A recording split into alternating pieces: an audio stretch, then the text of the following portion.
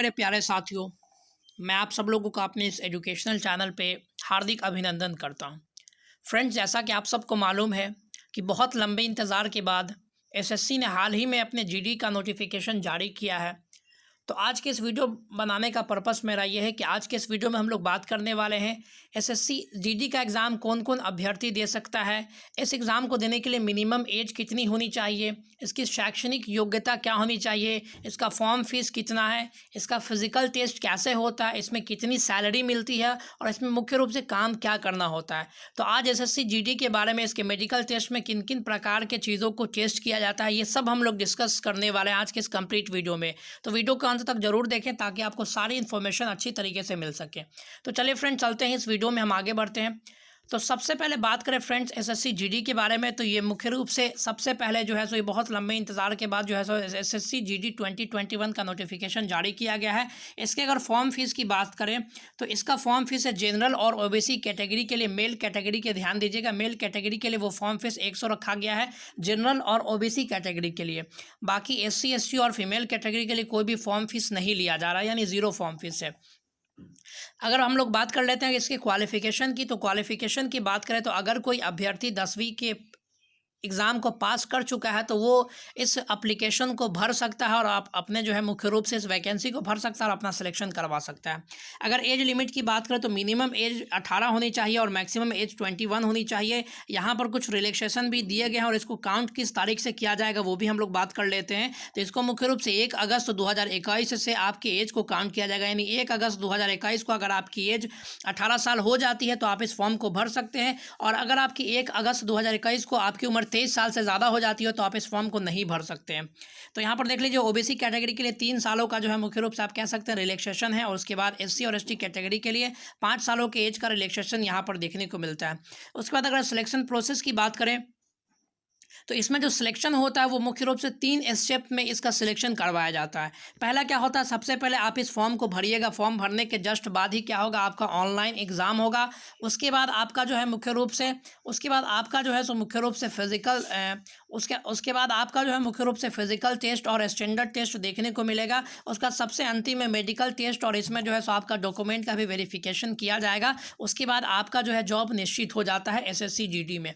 तो बात कर लें हम लोग इसके एग्ज़ाम, सबसे पहले हम लोग बात करें ऑनलाइन एग्ज़ाम में इसका क्या क्या पैटर्न है उसके बारे में अगर समझना चाहें तो यहाँ पर इसके एग्ज़ाम पैटर्न में देखें तो यहाँ पर समझ लीजिए, सबसे पहले एग्ज़ाम पैटर्न जो है इसमें 4 सेक्शन में इसको मुख्य रूप से डिवाइड किया गया है। तो यहाँ पर आपका जनरल अवेयरनेस, जिसमें आपका जीके जीएस पॉलिटी हिस्ट्री जितने भी आपके करंट अफेयर्स ये सब चीज़ें जो है सो आपके इसी में आ जाती है। तो ये 25 क्वेश्चन इससे पूछे जाएंगे और ये 25 नंबर का ही रहेगा। उसके बाद आप कह सकते हैं मैथमेटिक्स से भी 25 नंबर के सवाल पूछे जाएंगे, रीजनिंग से भी 25 नंबर के सवाल पूछे जाएंगे, और इंग्लिश या हिंदी आप इसमें आप पर चॉइस है। अगर आप इंग्लिश का एग्ज़ाम देना चाहते हैं तो इंग्लिश में, या अगर आप हिंदी का एग्ज़ाम देना चाहते हैं तो आप हिंदी में इसके 25 क्वेश्चन को सॉल्व कर सकते हैं। और अगर इसके टाइम ड्यूरेशन की बात करें तो इसमें मुख्य रूप से 90 मिनट आपको दिया जाता है इन सवालों को सॉल्व करने के लिए, और ये सीबीटी मोड होता है, यानी कहने का मतलब है ये कंप्यूटर बेस्ड टेस्ट होता है।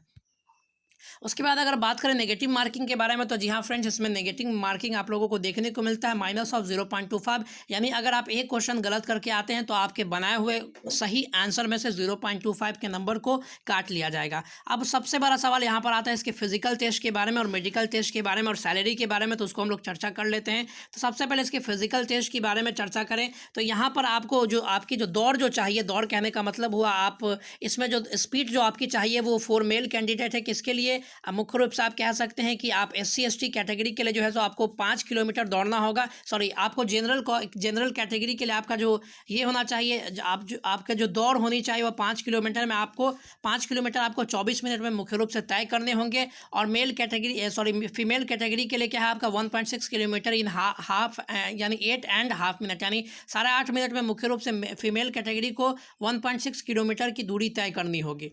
उसके बाद अगर हम लोग बात करें कि इसके जो है मुख्य रूप से अगर चेस्ट के बारे में बात करें जो आपका चेक किया जाता है तो मुख्य रूप से 80 सेंटीमीटर, और एक्सपेंशन मुख्य रूप से आप इसमें 5 सेंटीमीटर का कर सकते हैं, यानी विदाउट एक्सपेंशन आपका 80 सेंटीमीटर होना चाहिए और विथ एक्सपेंशन आपका 85 होना चाहिए। तो उसके बाद अगर हम लोग आगे बढ़े इसके हाइट के बारे में, जो कि जनरल सवाल मुख्य रूप से पूछा जाता है, तो जनरल ओबीसी कैटेगरी के लिए यहाँ पर जो हाइट जो डिसाइड किया गया है वो आपका 170 सेंटीमीटर डिसाइड किया गया है। वहीं फीमेल का हाइट जो है सो 157 सेंटीमीटर डिसाइड किया गया है। और एसटी कैटेगरी के लिए हाइट में थोड़ा सा रिजर्वेशन है, 162.2 सेंटीमीटर एसटी कैटेगरी के बच्चों का होना चाहिए। उसके बाद फीमेल कैटेगरी में मुख्य रूप से 150 सेंटीमीटर आपका हाइट होना चाहिए।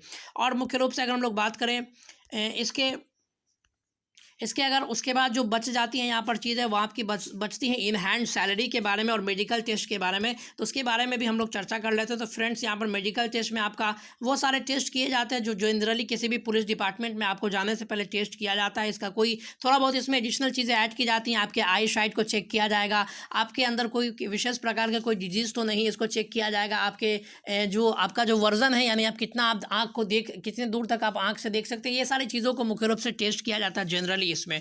उसके बाद अगर सैलरी की बात करें तो सैलरी मुख्य रूप से लेकर के 25,000 से लेकर के आपका जो है 27,000 के बीच सैलरी इसकी देखी जाती है। और ये शुरुआती सैलरी होता है, यानी अगर आप इस पोस्ट पे अभी ज्वाइन करते हैं तो आपका सैलरी जो है 25 से 27 के बीच आपका देखने को मिलेगा।